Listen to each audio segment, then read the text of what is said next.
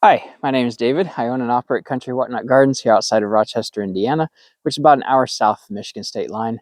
I grow 25 different species and varieties of bamboo, and continuing on with the theme of plants you can grow with bamboo, right behind me are tree peonies. And they're dormant right now. They don't have foliage, they're deciduous. So right now is a great time to look at the actual growth habit of the plants while we can see them without foliage.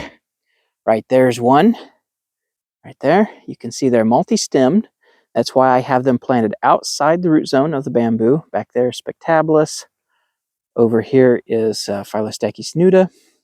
And you can see the peonies are all outside the root zone of the bamboo because they are multi-stemmed from the ground. The growth doesn't so much come from a singular point and then branch out like a holly. It's not quite as broad and suckery, so to speak, as the flowering quince, the Chenomales, but it's still multi-stemmed, and it's a very woody stem too, very brittle. You can see the deer usually don't bother it, but they did nip that off. But I've been growing tree peonies for 20 years or better, and they do really well here in the same type of soil that most bamboos thrive in. And they look great in the early spring when they're in bloom because they have almost dinner plate sized flowers on them. And these are different than the herbaceous peonies that die down in the fall that most people are familiar with. That peony species that most people are familiar with that die down every year is Paeonia lactiflora. Now, your tree peony, there's a couple different types. There's Paeonia subfruticosa, which is what these are. These are varieties of subfruticosa. And there's also a Paeonia rockyii, I believe is how you pronounce it. That is a different type of tree peony. And I've got several different varieties here. Some I've had for several years. Some were new, just set in. The new little ones have chicken wire cages around to keep deer and rabbits from bothering them while they're young. But these look great in the late winter, early spring. These will actually sometime even still bloom when we're getting a little bit of snow, and they look really good together. Now, tree peonies are expensive, I'll warn you, because of the way they have to be propagated.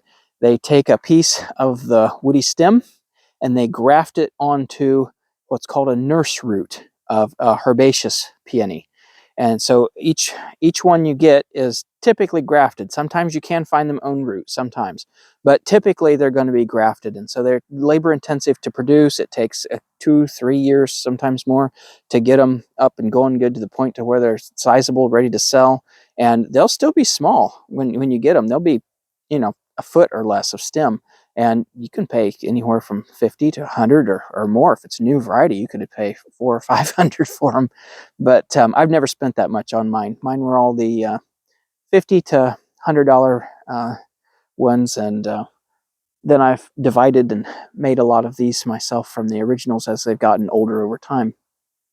You can divide them, but their root system and crown is so hard and so woody that you have to use a saw to do it with to get through there. And then you have to make sure you've got sufficient amount of root on there to sustain the new division and everything. But they are well worth the effort. They really are. About the only thing they won't tolerate that I've found is soggy soil. Soggy soil is death to a tree peony. They just won't take it. Here we have clay soil, but this particular spot is a little bit raised from, I don't know if it's going to show on camera well enough, but this spot here where they're at is just slightly raised. The ground slopes away from them in that direction, and in this direction here toward the path too. It slopes a little bit this way. So it helps keep the water run off of there and doesn't allow them to get too soggy. Because if they get soggy, they will rot. Their roots will rot. But they are very fragrant. They are far more fragrant than the herbaceous peonies. I do have some herbaceous peonies in the garden, but of course they're not up, so there's nothing to show right now, unlike these.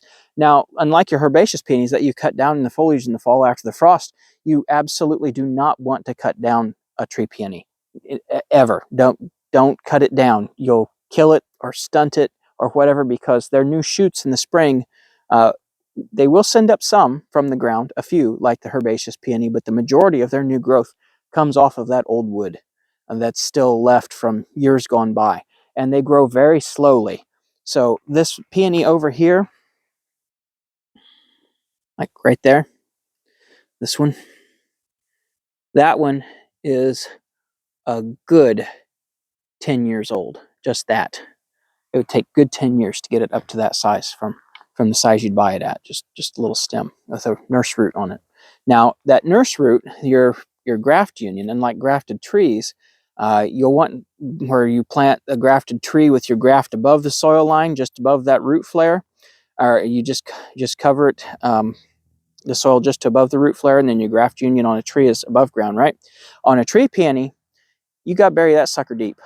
You want that graft union way below ground. Just leave a little bit of stem sticking up, because you want to encourage these to grow their own roots, so that they don't depend on that nurse root all their lives.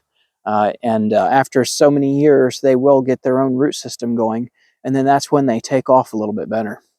But they do look great with bamboo. They look very good with bamboo. And when these get in leaf and flower and everything, I'll have to do a video on them. But right now, while they're dormant, like I say, it's a good time to take a look at the actual structure of the plant, because you can't really see the structure of it when it's in leaf. And you can see why, if you planted it within the root zone of a bamboo grove, the shoots would come up in there and be a kind of a mess to try to get out. Whereas being outside the root zone of the bamboo grove, you still get them as a foreground or midground plant, looking nice against the bamboo, provided it doesn't top kill, which I think it probably has, because the leaves are starting to turn a little bit from that like almost -9 we had last week. -8.86 I think was the official reading on that in Fahrenheit.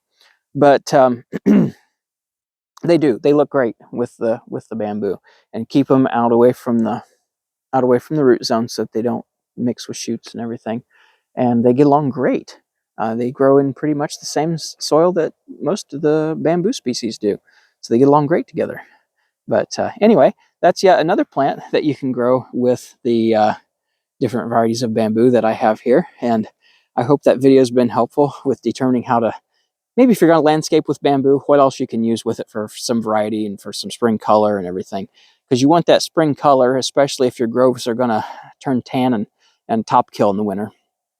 And helps add something that looks good while the bamboo is yet to green up in the early spring. But thank you for joining me. I appreciate it. If you like the video, please like, subscribe, and share. I'd appreciate it. Thank you for stopping by, and take care. Bye.